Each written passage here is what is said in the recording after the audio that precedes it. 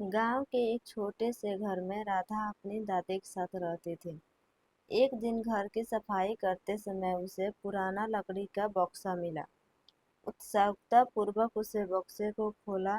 उसमें रंग बिरंगी चूड़ियां रखी हुई थी।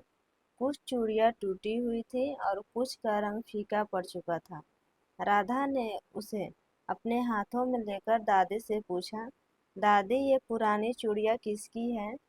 दादी मुस्कुराई और बोली, बेटी ये मेरी शादी की चूड़ियां हैं। इन्हें मैंने बहुत संभाल कर रखा था। यह सुनकर राधा की उत्सुकता और बढ़ गई। दादी ने उसे बताया कि जब उनकी शादी हुई थी तब उनके माता पिता ने प्यार से ये चूड़ियां उन्हें दी थी। उन दिनों चूड़ियों केवल गहने नहीं थी, बल्कि परिवार के प्रेम और आशीर्वाद का प्रतीक भी मानी जाती थी। दादी ने आगे बताया कि उन्होंने जीवन की कई सुख दुख इन्हीं चूड़ियों के साथ बिताए थे। जब उनके बच्चे पैदा हुए, जब परिवार में खुशियां आई और जब कठिन समय आया, तब भी ये चूड़ियां उनके साथ रही। हर चूड़ी में उनकी जिंदगी की एक याद छिपी थी। राधा ध्यान से दादी की बातें सुनती रही।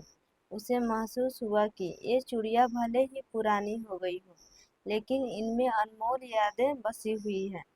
उसने सोचा कि आज के समय के में लोग पुरानी चीजें को बेकार समझकर फेंक देते हैं, जबकि इसमें भावनाएं और इतिहास भी छिपी होता है।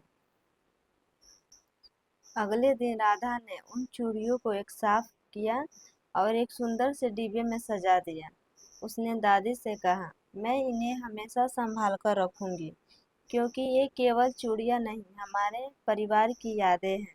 दादी की आंखों में खुशी के आंसू आ गए। उन्होंने राधा को गले लगा लिया और कहा, बेटी, जो लोग अपनी पुरानी यादें और विरासत का सम्मान करते हैं, वे कभी अपनी जड़ों को नहीं भूलते।